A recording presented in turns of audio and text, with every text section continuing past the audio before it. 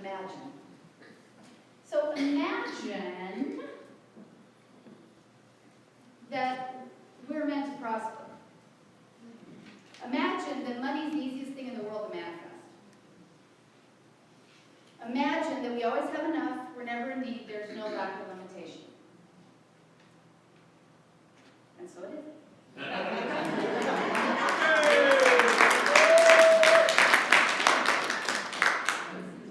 So, the month of June, I've wanted to do this ever since we started Foothills a little over a year ago. But the month of June is the month I've chosen to talk about Edwene Gaines' classic, The 4 Spiritual Laws of Prosperity. This book is an amazing book about prosperity of all kinds, but actually about money, too. I mean, she defines prosperity as all good. Vibrant health, deep, fulfilling relationships, purposeful work, and all the money you can spend. Those are her words. All the money you can spend. That's prosperity. So there's 4 chapters, 4 laws, 4 weeks. Hey, you know, it works. So this is week 1. So this is chapter 1. Now you'll note Holly did this beautiful slide, says giving, that's what it went out. Actually, the first chapter is titled Tithing. I was afraid if I put that on the marketing materials, nobody would show up today. You think I'm kidding, I'm totally serious. So we have giving everywhere, but we are going to talk about actual tithing. Tithing. Tithing is a spiritual principle that every major religion teaches. It is giving 10% to the source of your spiritual inspiration. So I want to say right off the bat, do I care if you tithe here? Heck yes. But what I care more about is that you tithe for your own spiritual good. It is a law. Because the reality is, y'all aren't the source of Foothill Center for Spiritual Living. God is the source of Foothill Center for Spiritual Living.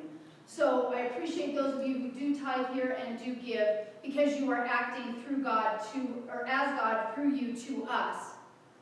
But the more important thing, I want to get that up front right now, because I'm going to tell a story in a little while where many people hear this and they think that this is just some manipulative plan of me to get your money.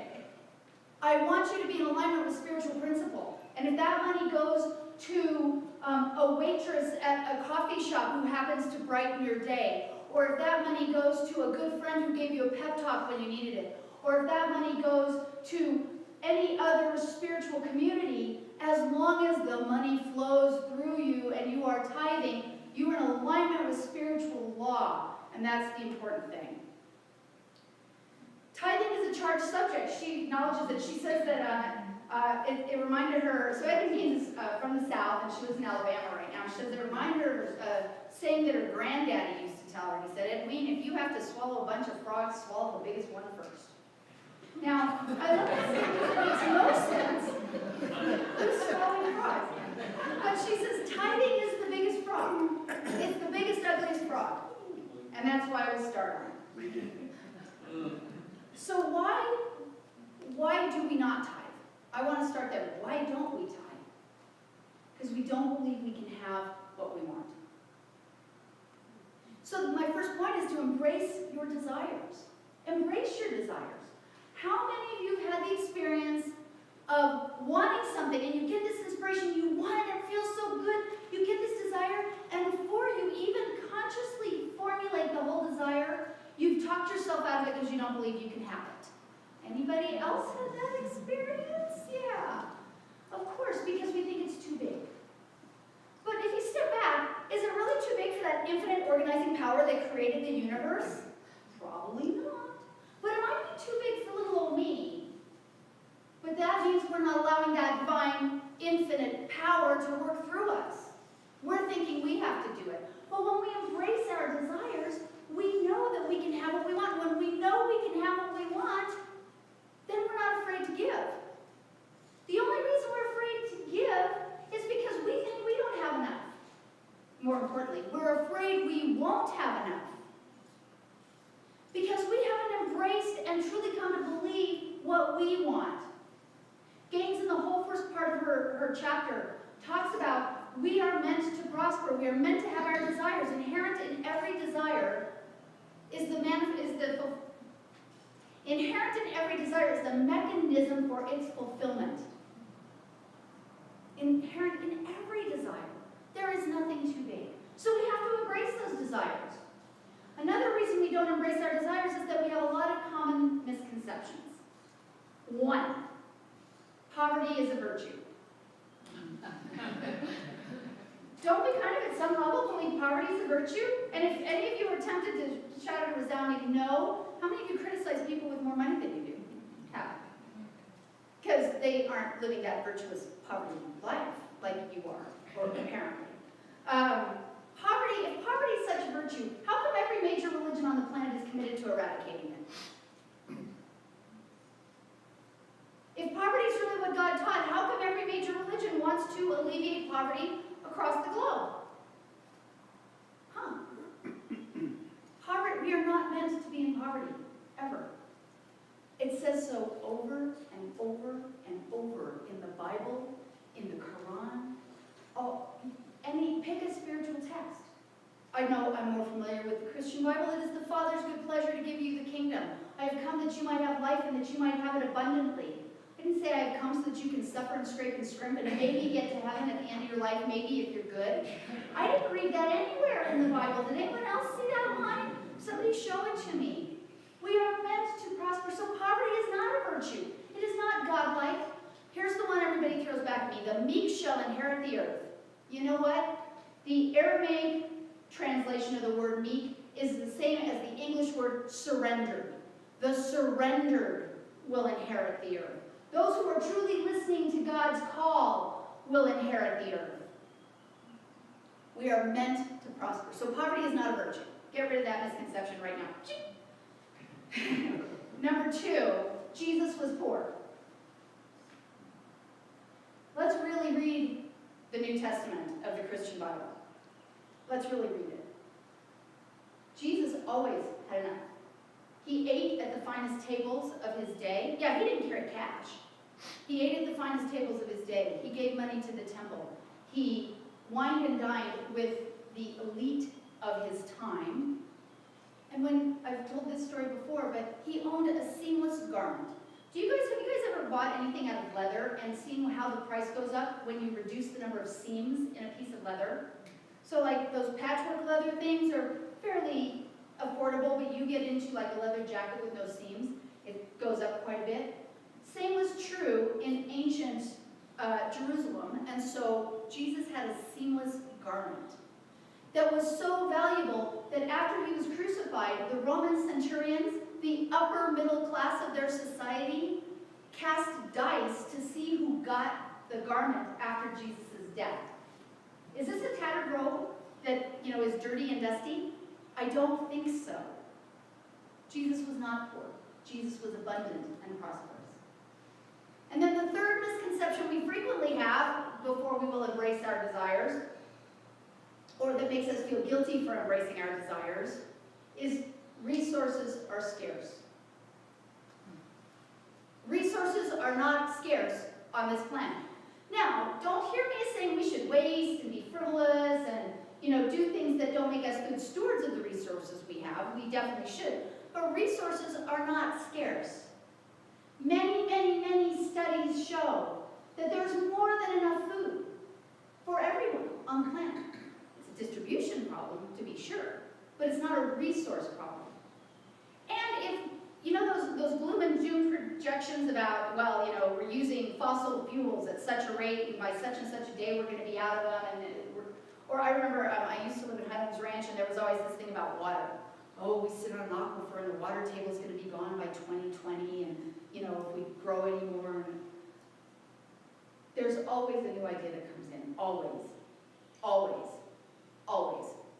I was sharing this story with some folks last night, and in the late 1860s, after the American Civil War, there was a congressional committee appointed to talk about the crisis of draft horses. A lot of horses were killed in the American Civil War, sadly. No longer, how in the movies they now say no animals were hurt in the making of this. That was not the case in the American Civil War. Lots of horses were killed. And there was expanding farm production expanding industrial production, and there was a huge need for draft horses. And all of these studies showed that at the current rate of reproduction of the U.S. draft horse population, that by 1875 there would not be enough draft horses to maintain the industrial engine that was going in the north. And so there was this huge crisis of resources. How do we get more draft horses? How do you import horses? It was hugely expensive to bring horses over on boats from Europe or get them up from Mexico. Plus, Mexican horses are shorter, smaller, not as sturdy. They couldn't operate as draft horses. What happened, does anyone know historically what happened in 1869, May 10th in Promontory Point, Utah? The Transcontinental Railroad was completed. We don't need draft horses anymore. So yeah, scarce resources, all the stats were there. There was proof, there was evidence. But there are no scarce resources. So that's the third misconception. So the number one reason that we don't give is because we feel guilty about wanting our own desires. Why do we feel guilty? Because we believe poverty is a virtue, or that Jesus was poor, or that the resources are scarce. And so we have to dumb down what we want so that we don't violate any of these things.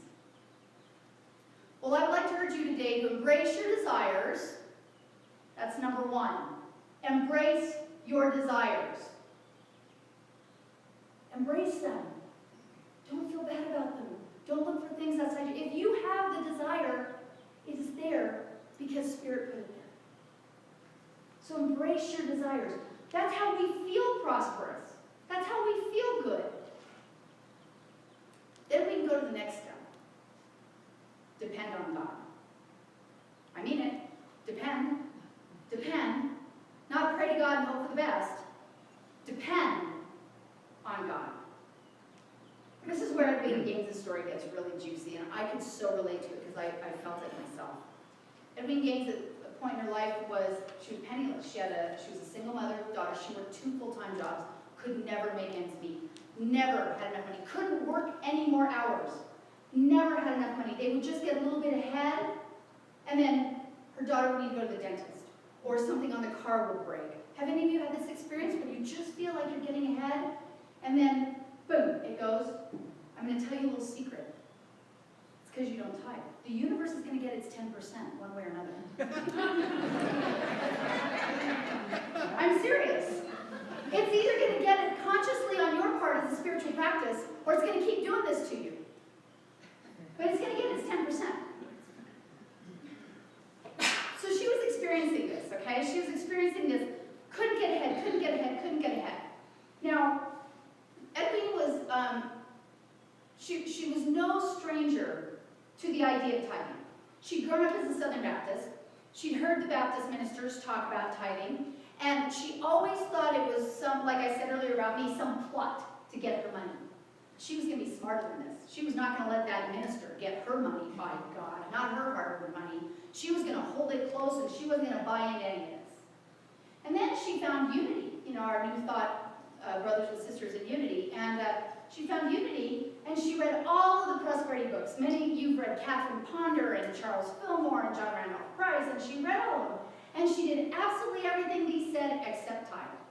She did the affirmations, she did the journal thing, she, gave to charity, she did everything except tithe because she's too smart to tithe. She's still too smart to tithe. So, she goes, finally, she's destitute, so there are many weeks where she and her daughter are eating peanut butters and crackers because she's looking for change in the cushions to get enough money to buy a jar of peanut butter and some crackers for she and her daughter, and she's destitute. So she goes to a New Thought minister, and she sits down, she's bawling, and she said, what's wrong, Edwene? And she says, I don't have enough money, I don't have work at 2 jobs, I don't know what I'm going to do. And he says, do you tithe? And she says, no. Now, God bless this minister. He stood up, he walked around the desk, he helped her up, and he says, Edwene, I have people who are serious out there who are wanting to practice spiritual law. I can't help you until you're serious. And escorted her out of his office. So y'all be warned. I love that story because he served her. He spoke the truth to her. He spoke the hard spiritual truth to her. So she goes home, has exhausted her resources, bawling on the floor.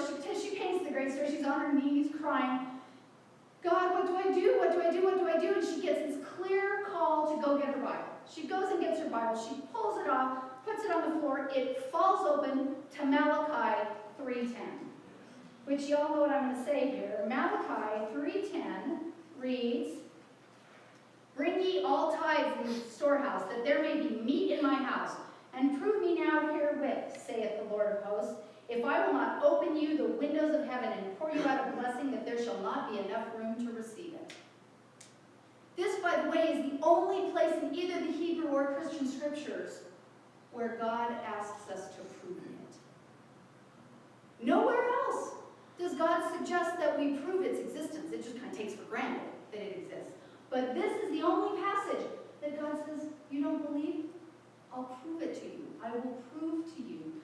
I will pour you out a blessing such that there is not room to receive it. Okay, so now she's getting a clue. She reads this. She knows she has to depend on God. So she makes the commitment, 6 months. That's it. 6 months. And if things don't turn around, she's not doing it anymore. So she looks at her checking account. Now this, I know a lot of us can empathize with this. There is not enough money in the account at that point to pay her rent and her utilities and buy food. She doesn't know how she's going to do those basics. And now she's being asked to give 10% of that away to a place she's suspicious of in the first place? But she's exhausted all other options. So she writes out the tithe check. She also does something new that I had not read the first several times I read this, and I'm starting it. She kept a journal of all the money that came to her. How many of you have a pretty good sense of all your bills? You have a list of all your bills, you know what to pay every month, so you know, right? How many of you have a list of every penny that comes into you? Oh, good, a couple of you. I was not doing that. So what we focus on expands. So the list of the bills, but not the list of the income, is a problem. And she was like I was. She had the list of the bills. So she starts writing out every penny that comes to her. And the minute it comes to her, she sits down, she writes 10%. Now, what she did is she took the 10% and sent it. Now, out of that same checking account where there's not enough money to pay her bills, she wrote out her rent check, she wrote out her utility bill, she went and bought a few groceries. The rent check and the utility bill, addressed them, stamped them, and put them on the kitchen table. And said, okay, God, they're ready to go when you are. Put the money, get me that money, and I'm ready to go. Now, this wasn't an easy thing. I mean, this is frightening, terrifying. How many of us have the courage to do that? But she depended on God. When we depend on God, we are never disappointed. Within 3 months, her income doubled. Within 6 months, her income tripled. Now, this money did not fall from heaven. It came through this intuitive process where she starts to get intuitive hits. She gets a hit to go down to the, I want to say it was the Elks Club, and maybe the Rotarians or something, and ask if they need some marketing help. They do. They're looking for someone. They contract with her for more money than one of her jobs made. Quits one of her jobs and starts doing that. She gets another intuitive hit to talk to someone else about something. And so she goes and she finds out they need help with something. They're willing to pay her more than she was making before. So it didn't just, like I say, she didn't just sit at home working her 2 jobs, feeling sorry for herself and have it fall from heaven, but she started to listen to those intuitive pulls that God started to give to her. And as that happened, more and more money flowed into her experience. She depended on God. So not only did she trust that God would show up with the money, she trusted when she heard that still small voice. She followed it. She did it. She went with it. So we have to depend on God. And then last, we have to give so we can receive. You know, it says in the Bible, as you give, so shall you receive. But listen, as you give. I think many of us put the emphasis on the give. As you give, so shall you receive. Let's put the emphasis on the ask. As you give, so shall you receive. Do you give generously? Do you give willingly? Or has everything you've ever given away had claw marks on it? As you give. So again, Edwene Gaines had a time where she was deeply in debt. She was tithing, you know, she was tithing.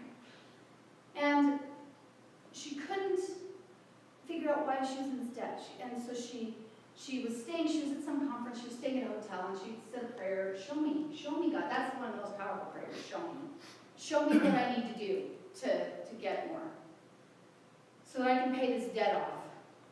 And she finished her prayer, looked out the window of her hotel room, and there was an ad for a diamond company that said, raise your standard of giving. She's like, okay, well, I asked him to show me pretty darn clear. So she started tithing 25%. 6 months later, she was out debt.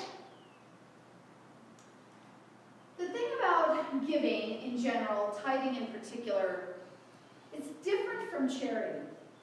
It's different from charity. Many of us say, well, I give, so why am I not receiving? Because I give to Habitat for Humanity, and I buy a heifer every Christmas, and I never pass a lemonade stand without buying lemonade, and I put money in the Salvation Army. That is all great. That's charity, which we should do by all means, because those of us who can should support that, need to support that. That's not tithing. Tithing is a spiritual recognition that there is something greater than we are that we are giving back to. That we are continuing to prime the pump and fuel so that we can continue to be in the flow of life. So it is different from charity. And she tells of all the places she's tithed. The examples I gave earlier, she's tithed to waitresses who, when she's had a bad day, have come and said, it's okay, honey, God can help you. Oh, you're right, I forgot, thank you. And she's tithed to the waitress. She's tithed to girlfriends. She's tithed to organizations. She's tithed all over. So where do you get your spiritual support? Where do you get it? Where do you get that recognition and that inspiration of who you really are? Tithe there. Of course, Foothill Center for Spirituality welcomes those. But the important thing is that you're in the flow. That you're in the flow. I want you to know that this community tithes every Sunday night. I leave here with your generous tithes and donations from the basket. I go back to the office. I count it up. I enter it into QuickBooks. And I take exactly what that dollar is and I write 10% of it to a variety of organizations that I feel has supported and inspired this community in the last week. We tithe every week. Never fail. By 9 a.m. tomorrow morning, the check will be in the mail to wherever we're tithing. Because I want us to always be in alignment with spiritual principle. So tithing is a commitment. You can't just do it once and say it didn't work. It's like working out, do 10 push-ups and go, look, my arms aren't any stronger. A little bit of a problem here. It's a commitment. It's a commitment. She also tells a story in the book about a woman named Jill who, had fallen on hard times, was out of work, was living in a trailer without electricity or running water in a vacant lot, and didn't know what to do. Found her way to one of Edwene's seminars, decided to start to tithe, did the tithing, things turned around, got a job, got a professional job, started making money, moved out of the trailer, got an apartment, felt really great, everything was going, was able to put some money away into savings, had all she needed. Okay, decided to stop tithing. That's like my joke about the guy who's late for the job interview and he's praying for a close parking space, and he's driving to the interview, and he's late for the big interview, and he's like, come on God, give me a close parking space, come on God, give me a close parking space, and right as he pulls in the parking lot, someone from the very first space pulls out, the guy pulls in and goes, never mind God, I got it.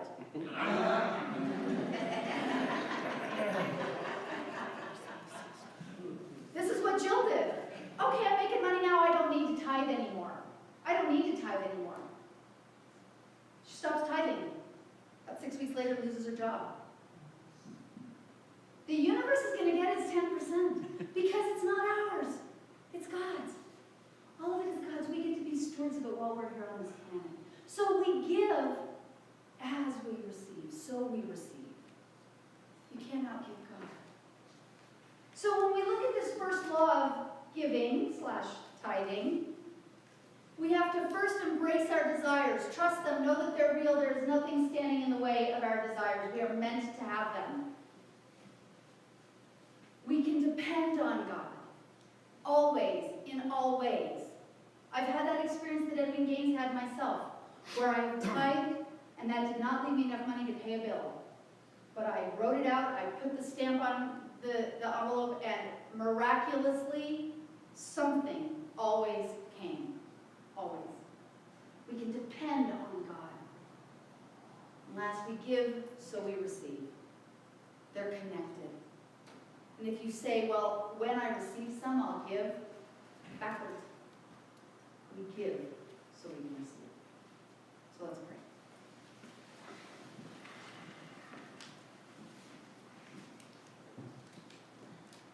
So in this moment, recognizing that there is this power and presence that is greater than all of us and yet acts through us, is each of us.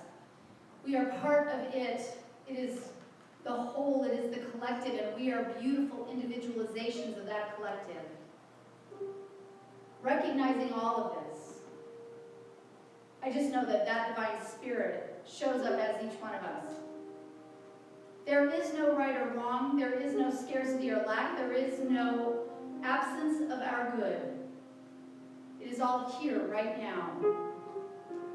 And each of us experience it to the degree we become conscious of it. To the degree that we allow ourselves to trust God, to depend on these spiritual laws, to allow God to operate in our lives, to stop making it so darn hard and letting God take over. That's how we experience this prosperity. So recognizing for each of us that we allow ourselves to step into that flow, we allow ourselves to step into that divine river of life that is that energy that is always moving to us and through us and as us. We allow ourselves to feel it. We let go of any thoughts or misconceptions or fears that we won't have enough. We let go of any idea that not having enough is somehow what is meant to be. That is not natural. We deny the existence of lack or any limitation on any level. And so I know for each person present that we have a new understanding of that spirit within us that is always conspiring for our greater good. I know for each of us that we allow God to operate through us. We allow it to tell us our desires and trust them. We allow God to bring us our good and we can depend on it. And we allow God to show us where to give so that we can receive. And so I know as we go forward from this place on this day and in the week ahead, that we have a new thought about giving and about who and whose we are. And so just giving grateful thanks to know that this is the case, to know that this is true. I breathe in the good. I breathe in the life that is here. I allow spirit in this moment to just be God, to just be spirit. I allow everything to be okay. And with grateful thanks, as my heart fills with gratitude, I know that each person present is blessed and a blessing. And recognizing this, I let these words go out into that alchemy of love and law that always makes them so, always, no exceptions. So with thanksgiving, I let it be. And so it is. So it is. So now, if our ushers will come forward. I do it this way every week. Not just after I talk about time. So now, if you will take whatever gift or tithe you have, whether it is money or energy or love, whatever that is, keep in mind you will always be given. As we give, so we receive. So whatever you give, you will receive in the same form. So whatever you have to give, please hold that over your heart. Repeat the affirmation on the screen. Divine love as me, blesses and multiplies